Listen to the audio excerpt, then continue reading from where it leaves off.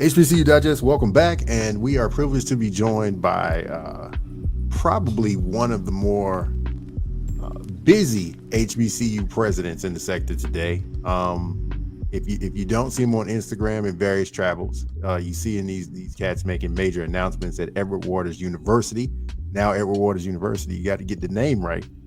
And President A. Zachary Faison. So, brother, it's a pleasure to have you back. First of all, let me ask you this question: Is anybody, and I mean serious when I ask this, is anybody sick of y'all making announcements all the time, like major announcements? Because y'all have crammed like 5 years of announcements into like a summer. You know what I mean? Like, so like what has been the reaction?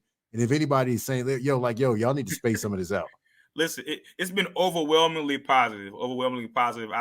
I will say, folks have kind of reiterated what you said. Y'all have had about 5 years of announcements in like the span of like 3 or 4 months, but that's because we've been grinding. Right. Our team has been grinding, planting seeds, and we're just blessed that some of those seeds are growing now, and we're able to reap some harvest of a lot of hard work that's gone on over the past few years. So let's run down some of the list. Funding, historic funding from the state of Florida. Absolutely. Moving from college to university status. Joining the NCAA Division II. Yep. New construction seemingly all over the place. Absolutely. How many of these things were coming in with your administration and a new vision, and how many of these things are being carried over from a previous administration? And I think that's a critical question for folks who want to understand HBCU leadership and the natural progression of things.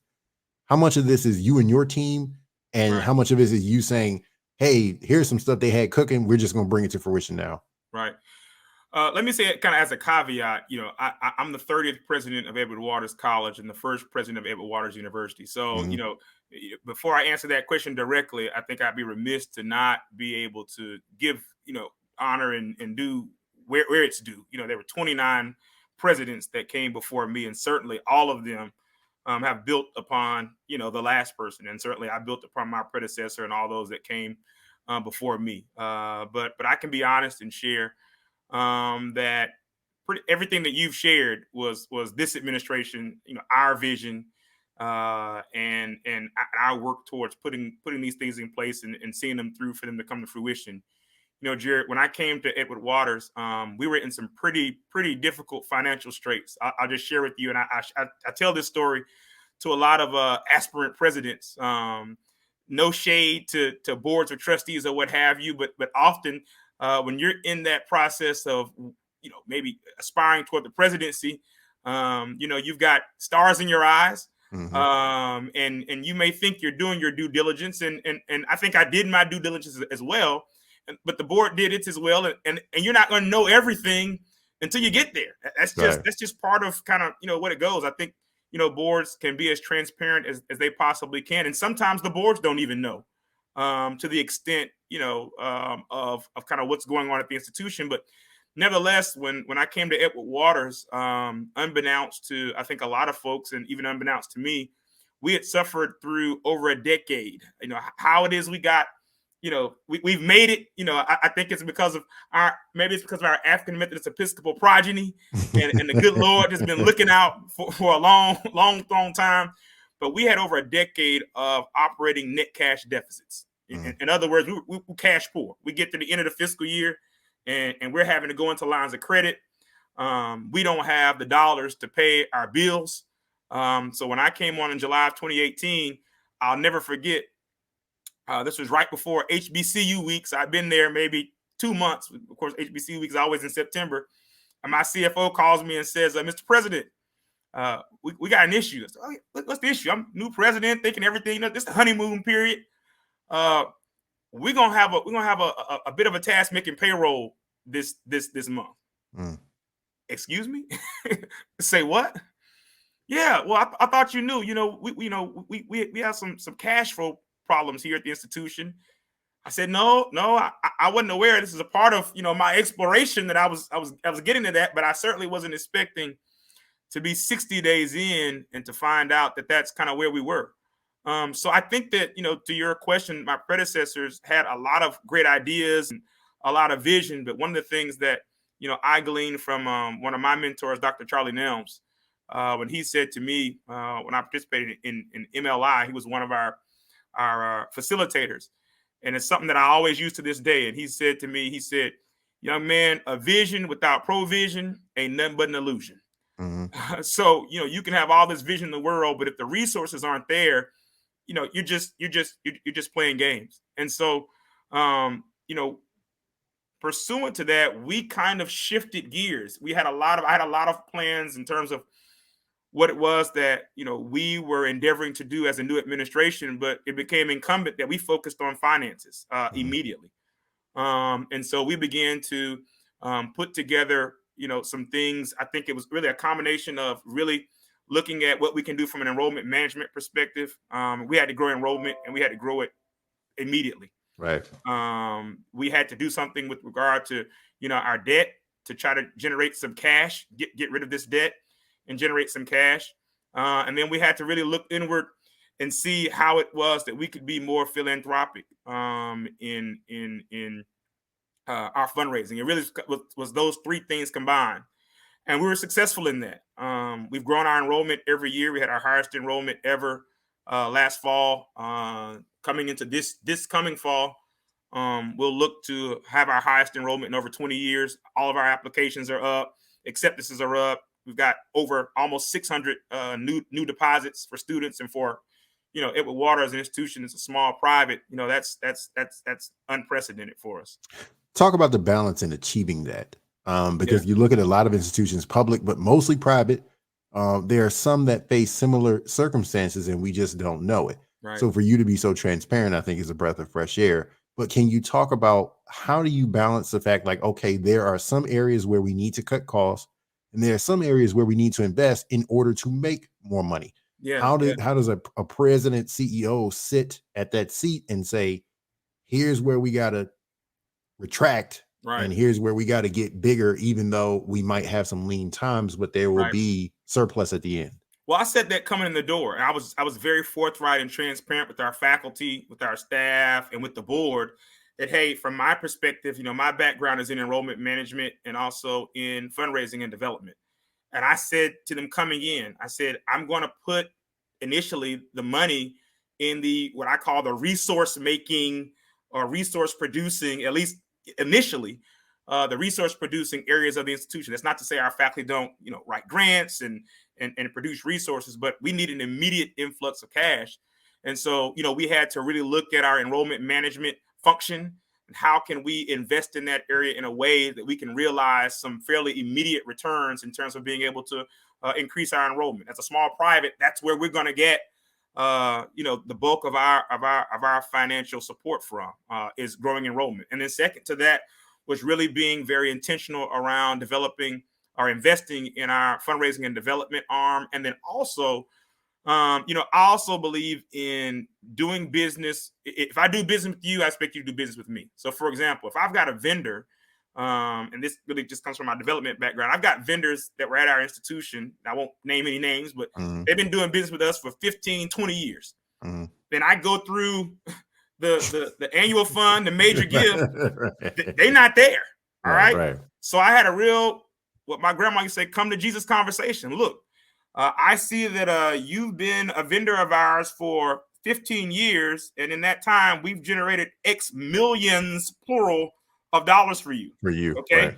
Right. And I don't see you as ever having given either a dime or not one single major gift. That's a problem. And so I gotta do like Jay-Z said, I gotta get you for the cold what you did to the Cold Crush. So you got to pay up now. I mean, it's funny, but that was the real conversation.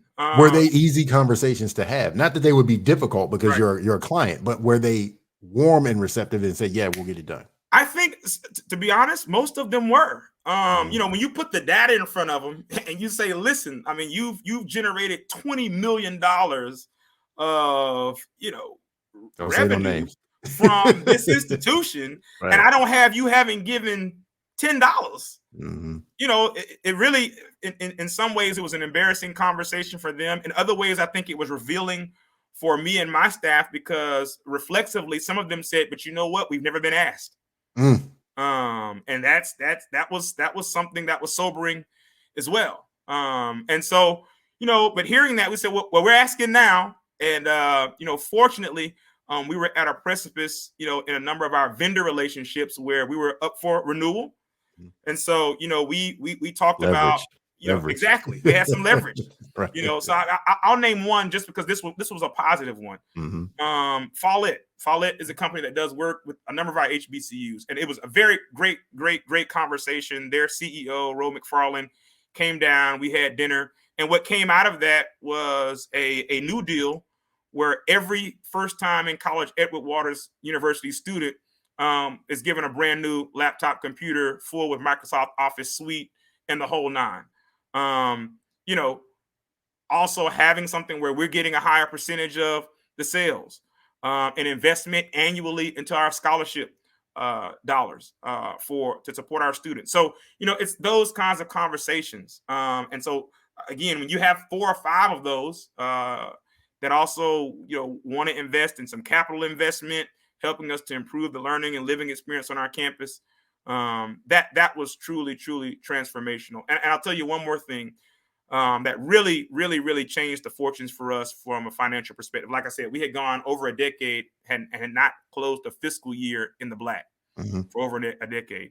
And our partnership with the Reinvestment Fund, which is based out of Philadelphia, but they have an Atlanta office. They've worked with some other HBCUs, and I heard about some of the work that they had done with some other small private HBCUs. But they came in, and this was before we really had anything that we could demonstrate. But we shared with them what our vision was. We shared with them not just the vision, but some of the strategic and at that time intentional steps that we were taking to really bring that vision to fruition. And they bought it. They came in, refinanced our debt for us, and in that refinance, we were able to generate millions of dollars of upfront cash to pay off all these accounts payables that had been just piling on top one over another year after year. We were able to pay all those off and generate upfront cash. And so we were able to finish fiscal year 20 with our first year in surplus in 15, 16 years. So, all of that really combined. And then again, enrollment increasing, fundraising, being able to refinance our debt, all those things combined to really put us in a place, in a whole new place from a financial perspective. Historians will look back 20, 30, 40 years from now and say 2020, 2021 were propitious years for HBCUs. We never had so much coverage. Yeah. Never had so much philanthropy or collective philanthropy. But is that a little misleading, particularly from your perspective of a smaller private institution that is very much in the orbit of Florida schools, but not in the top tier when you say, hey, what are the top, HBCUs, or what are the HBCUs everybody all over the country knows? Is that concept a little misleading that HBCUs are doing well?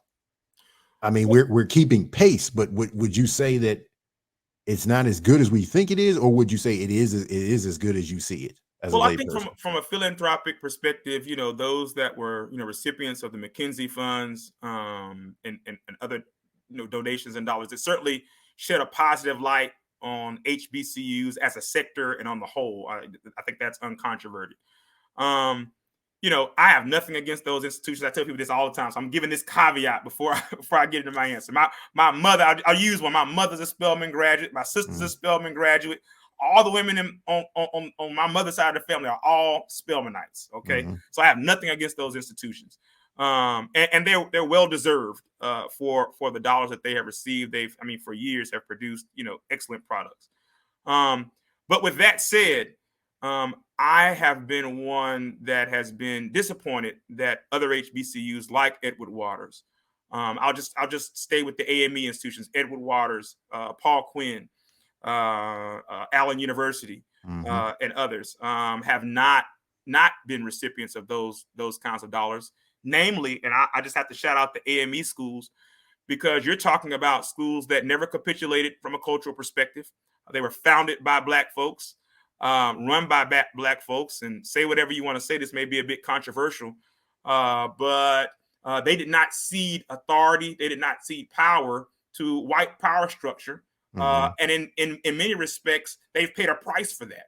Yes. And you know, let's have I've always said, let's have an honest conversation about it. I don't necessarily believe that those institutions that were recipients of, you know, McKinsey dollars or whatever dollars, that they're just some, you know, they own some market share on administrative capacity.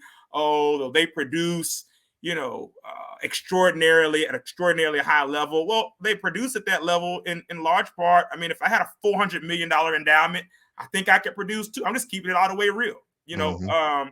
And so, you know, I think we make a mistake, and I think in the sector we make a mistake to assume that those institutions are doing something above and beyond Better what than some of the everybody lesser else. known institutions are. You know, and I may get in trouble for saying this, but it's simply their proximity to white wealth. I mean, let's just talk about it. Like I said, it's their proximity to white wealth. Let's look at their founding. Let's look at the Rockefellers. Let's look at the Carnegies that founded these institutions. It's not that they, you know, have some, you know, magic potion that they've poured. That you know, I would put my administrators, I'd put my faculty, I'd put my staff up against anyone else. But again, we're founded by the African Methodist Episcopal Church, and we have not ceded authority. We have not ceded or traded our social mores or our cultural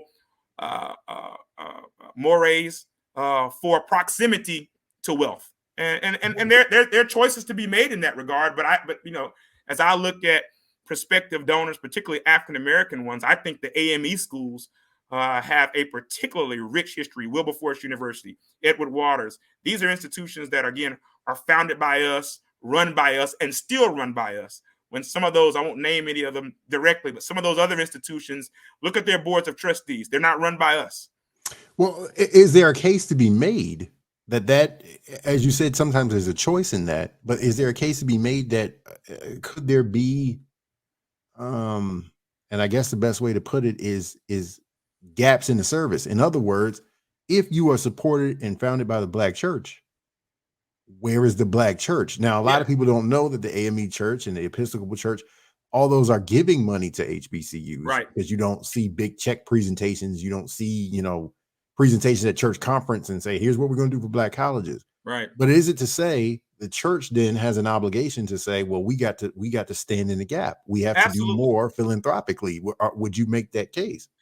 Absolutely. I think the church has a responsibility to stand in the gap. But I think that, and I know, you know, being president of Edward Waters, the AME church is our largest giver. They're our biggest donor. You know, that it goes without saying. We would not survive were it not for the African Methodist Episcopal Church. So I think that the AME church is doing their part. Now, certainly, could they do more? Absolutely. But you know, I'm pleased and have been, you know, really, to be honest with you, pleasantly surprised when I took the helm to just see how much financial support the church does give our institutions. And so, you know, I think the bigger question is, when do we, as Black folk, you know, Black church folk, Black business folk, HBCU folk, get behind the institutions that have, you know, were founded again by us, for us, have not capitulated, have not ceded authority to other folks because of their proximity to wealth. So it comes to that larger question then, because to your point, there is a reality. It's like, okay, well, but white folks are the ones that's got the money. Who got the money, right? Right. So what are you going to do, right? Right. So, you know, it gets to that whole notion of reparative justice. You know, when we talk about, you know, the whole notion of reparations, and there's a move right now for reparations and what that looks like. And we talk about really wanting to make whole those institutions, you know, in our community that have long since suffered from economic discrimination. I think you've got to talk about HBCUs, and at the top of that list, I think you got to talk about the AME and CME institutions, because these institutions, again, have not been supported at a comparative level, in large part because they would not cede authority. They would not cede seats. They said, no, we founded this, and we're going to continue to own it and run it. I would argue, had the Edward Waters and the Wilberforces and the Paul Quinns, 50, 60, 70, 80 years ago, ceded over authority of their institutions to white philanthropists, these institutions might be amongst the more wealthier institutions. But, they said, these are ours. We're going to continue to run them. We're going to continue to own them. And I don't think that they should be shunned for that. I think that they should be roundly applauded in our space for keeping these institutions a part of our culture. It's a very fascinating conversation because it feels like, and what you're saying has so much legitimacy, but at some point there are some economic and there are some political realities, right? If all of our schools, or the majority of our schools, are based in the South, and many in the deep South, there are some calculations you have to make politically. Part of that whole era with George Floyd and coronavirus was a presidential election. We saw the GOP have some significant overtures to Black colleges. Edward Waters was a beneficiary of that, Bethune-Cookman, Florida A&M. So do you put that in the same vein where lawmakers say, okay, we want to look good for an electorate, we want to look good for an election, let's slide you some of these resources you've been looking for a long time that has been long overdue? Is that capitulation in your end, or is that just fair brokering in the marketplace or the political arena to get what you need to sustain your institution? Well, I think that's a great question. I think in some respects it is capitulation. I'll be honest. It is. You got to do what's politically expedient often to keep your institution running. Hey, I'm hired to keep Edward Waters not just running, but keep it thriving. And so, I'll be honest with you.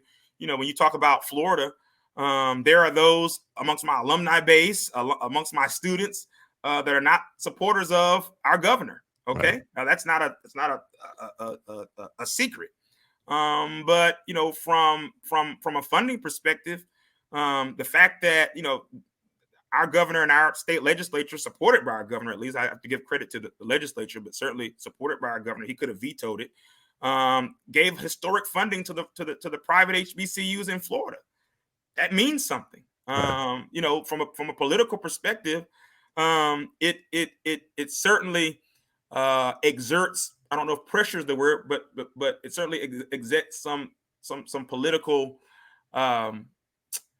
nuance in how it is that we can respond or we should respond when there are political issues that come to the forefront in our state. It limits us in some ways, but I've always said this.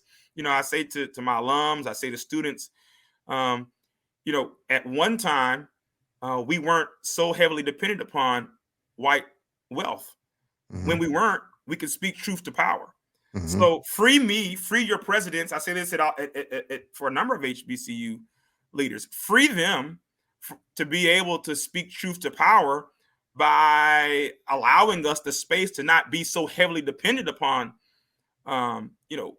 this political party or this political structure. Let us depend on our own folk, and then we can be those voices that can speak freely and speak more directly without reservation.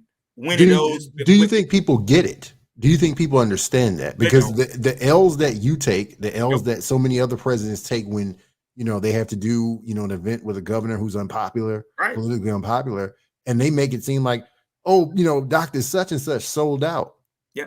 But they don't see that. So how do you make that? How do you do the convincing for people to say this is what you have to do to compete and survive in some cases? I think you just have to keep saying it. Interestingly enough, back in February, Edward Waters was the first institution, public or private, to have a COVID-19 vaccination site. And our governor came down and did an announcement, and folks were mad. He got the governor on the campus. Faison sold out. He needs to be careful who he stands next to. And I'm like, all right, but at the same time, recognize that we got the very first Vaccines, COVID right? vaccination site on the Edward Waters campus, which sits right in the heart of the Black community in Jacksonville, which this virus is disproportionately impacted. Right.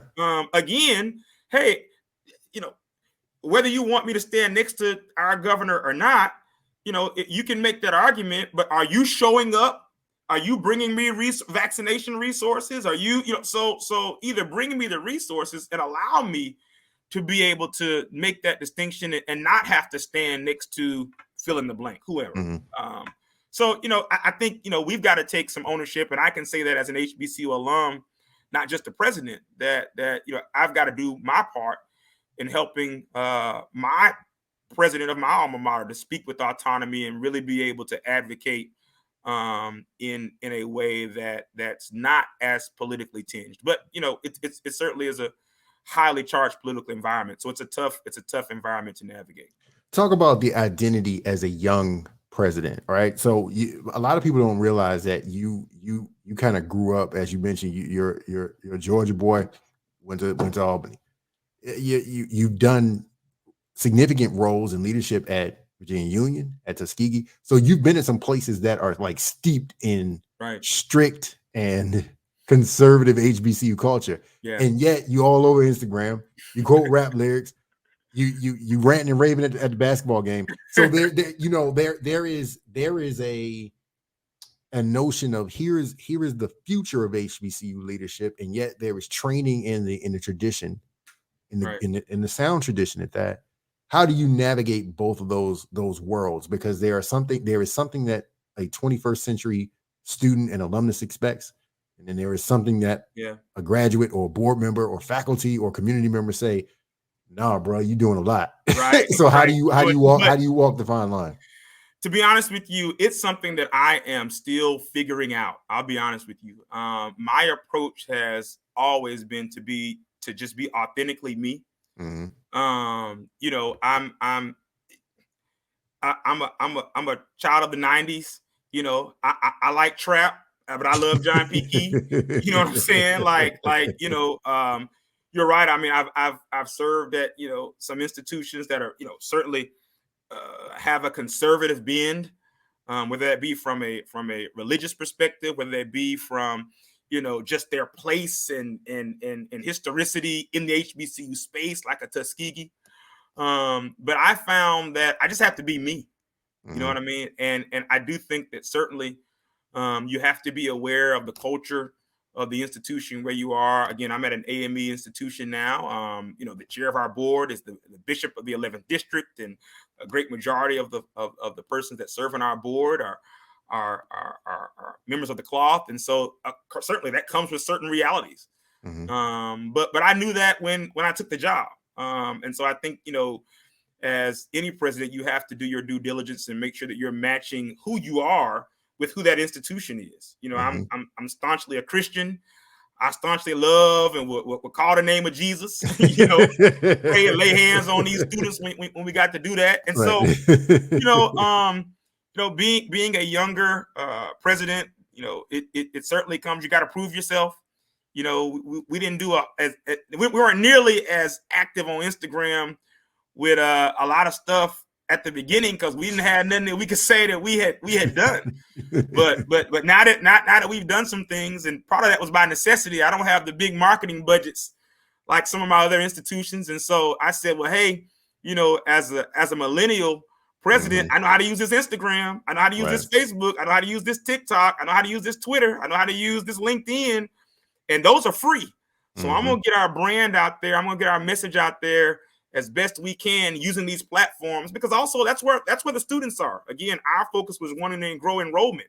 And I knew that the students are on TikTok, they're on Instagram. So if we get our brand popping, as they say, on Instagram and get students to start paying attention to what's going on at Edward Waters University, hey, that's a win. That's a win. And I think our board understands that. I'm appreciative of a board that gives me space to be me. And as long as I'm representing our institution in a way that they can be proud of. Thus far we haven't had any issues. Praise God. Let's talk about that brand. So what you've noticed in recent years is that Edward Waters is drawing ever closer to identifying with Jacksonville, the city, Yes. right? Right. How was that possible? How does that get done? Because there are a lot of HBCUs where they're synonymous with their city, Right. and you're kind of in the process of developing that. What does that take, and what does it mean to you? I think for us it was first really carving out our niche with regard to that we have positive things going on at our institution. It was really, and that's not something that I think is new pursuant to my onboarding. Edward Waters has always had been producing at a high level, but it often, we don't tell our stories in the way that we should. So you talked about, developing relationships, and making sure your brand is out there from a social media perspective. You can't, and I get on my team all the time. I said, there's no way that y'all should be on social media more than me. And they're like, but Prayers, you on social media? I'm like, I got my phone with me everywhere I go. So I'm going to always be on social media. So I've found that, the city of Jacksonville, our mayor, for example, I connected with our mayor via Twitter. Mm-hmm. That's how I first had my foray with our mayor. Mm-hmm. All of the different entities here in Jacksonville. It really has been us really, again, making sure that folks knew we were here and beginning to tell our story when we had positive developments. When we, came through our 5th year report with no issues. Mm-hmm. Hey, we had a party. We made sure everyone in Jacksonville and everyone throughout the state knew that Edward Waters, despite what you may have heard in the space about HBCUs and accreditation, that Edward Waters came through its 5th year interim report with SAC COC with flying colors. Mm-hmm. Let folks know that. When we were approved for the Carnegie level change from bachelor's to master's and became Edward Waters University, we had that in front of every media in the state, throughout the country. So it's touting what you're doing and make sure that you're sounding the alarm when you have positive developments. Moving from NAIA to NCAA Division II, that's major for us. We just SIC just announced yesterday, yep. We've got 3 games next year, football games on national television, ESPNU. So and I think that when Jacksonville has begun to see the momentum, folks want to be a part of a winner. Folks want to be associated with success. And so again, our focus was let's make sure that we are incubating success. And we felt like, and it's been proven true, that when we produce the success, when we produce the high results, people are going to want to be associated with it. And certainly that's what we're seeing now in terms of our relationship between us and the city of Jacksonville and our whole First Coast region. This might be an unfair question to put at your feet, but I will, because I'm messy like that. So one of the things that we kind of foresaw at the outset of COVID is that even if this thing starts to draw down and we're seeing the end of the tunnel, which we're not, that there were going to be some presidents that say, you know what, I've had enough. Yeah. I didn't see that coming. This is crazy. I'm gone. I was going to tell you, batting like 400. I looked at it earlier today, right? You batting like 400 already. I'm like, is this dude is Don't like, tell people I call some names out. You batting 400. I'm like, man. And we ain't even that was like 3 months ago. Negro diamonds, right? So what I'm saying is there are some people who said COVID is crazy. I'm not doing this another year. There are some people who are looking at enrollment data. They're looking at funding metrics, and they're saying, you know what, let me get up out of here before somebody blames me for this. Right. There were some trends that were just on a downward trajectory, and people saw it, and they're saying, I'm gonna accomplish a few things, and then I'm gonna get out of here. Right. And then you got some folks who've been in the field for a long time, right? And they're just saying, hey, I've done 10, 15 years, my time is up. Right. Do you think that the sector, especially when lay people look at it, that they look like, yo, man, something, I thought we were doing well, but all these presidents are leaving for various reasons, but all these presidents are leaving.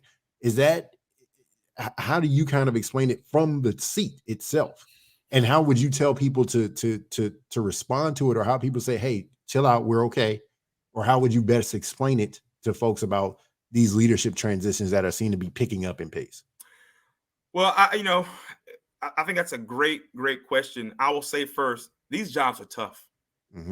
these jobs are incredibly tough. I remember there was an article you wrote some years ago that I thought was just so poignant. I was a vice president, about the fact that how do you, it was something to this effect, you may be able to help me, but Who wants to be HBCU how do president? you run an institution or run any organization where, you know, the folks external don't support, the folks internal support, your product is difficult to be sold, you're hurting for resources in every area. Who wants that job, right? Right. I think you remember that you wrote some op-ed that, I mean, it was so on point. Like, who wants that job? So I think that you're seeing a lot of transition right now, in large part, I will say, and I've spoken to some of my mentors who have been presidents for 15, 20 years, and have said that this past year and year and a half was the most challenging, toughest 18, 24 months going on now of their entire career. That you know, they were already, you know, thinking about it, but this hastened their readiness to let this thing go, because it has been unprecedented. It's been unprecedented. I mean, the amount of transition, of dynamic change, you know, worrying about, you know, first of all, your own health and safety, the health and safety of your faculty, your staff, your students. You've got faculty and staff who, you know, have been impacted by this virus. You may have had folks in your own family that have been impacted by this virus. And at the same time, you've got an entire institution on your shoulders. To have to go immediately to shutting down a campus in the spring, coming into the fall, and you're already, you know, I mean, teetering from a financial perspective, and you're a small private, and you're like, I can't reopen, and I know my enrollment's going to tank if I don't reopen. Yeah. And you're faced with that reality. You know, I think a lot of folks are just saying, hey, I've had my fill. You know, this took the last remnants of juice that I had for this. It's taking it away. I'm not a pessimist, though. I do think that I have to think this, that there are emerging leaders in the pipeline, that, you know, I think that certainly health and others, you know, I'm always an advocate for those young emerging leaders. I can still consider myself one, and I certainly was one that folks would have said, oh, he's too young, he's 37 years old, you know, it ain't his time, he needs another 20 years, you know, before, you know, he should be tapped to lead an institution. And I carried that with me. I carry that with me to this day, because, you know, I'm cognizant of the fact that Edward Waters gave me an opportunity. And basically, you know, I've said to myself, whether it's true or not, if I mess this up, I'm messing it up for the next 37, 38-year-old that wants an opportunity, that an HBCU might think about tapping now, because they've seen, you know, what, you know, the next generation of HBCU presidents can produce if given the opportunity. And so, you know, that's what I'm encouraged by, is that I really think that there is a lot of untapped talent at the vice president level, and in other levels around our institutions. But our boards have got to be bold enough to give these young folks a chance, because I think we'll rise to the occasion, and really be able to steer our institutions through what even is unprecedented and precedentedly difficult times. What's the thing that you're most optimistic about, with so much that is happening at EWU, and so many things of which to be proud? What are you most excited about or most optimistic about, even with challenges and triumphs alike? Looking ahead to the fall, which is a few weeks away, the academic year in full, what are you most excited about? I'm excited about continued growth. You know, I know what the data says. I know that HBCUs over the past few years, particularly since the Obama administration, I won't go into that though, but I've got my, I won't even go there tonight. You don't win everywhere else, brother. You might as well. And we've lost, you know, tens of thousands of students, but I really believe that with the right leadership and with the right strategic focus, that our institutions can grow. Again, my institution has grown every year since I've been here. We were one of only 6 private HBCUs in the UNCF out of 37 UNCF institutions to actually see growth during the pandemic. We saw 4% growth last year. Right now, I'm tracking at probably about 8% growth this year. And this is little old Edward Waters. And so, again, I think it starts with leadership. I'm also encouraged by the fact that I see a renewed interest amongst aspirant parents in HBCUs. I think coming off of George Floyd, I think coming out of, the political climate, parents are looking for spaces where their students will not be in places where they're just tolerated, but where they're celebrated, and where they can see that these students are experiencing success. I have conversations with parents all the time that are considering PWIs, and nothing wrong with the PWI. I have a degree from a PWI, but I have conversations that say, well, I want my son to be an engineer. I want my son to be a doctor. I want to be a lawyer. I want to be a teacher. And when I'm able to give them the DOE statistics about the number of the percentage of African-American judges, the percentage of African-American engineers, the percentage of African-American pharmacists, the percentage of you fill in whatever blank teachers that come from HBCUs, that without HBCUs, these professionals literally do not exist. Right.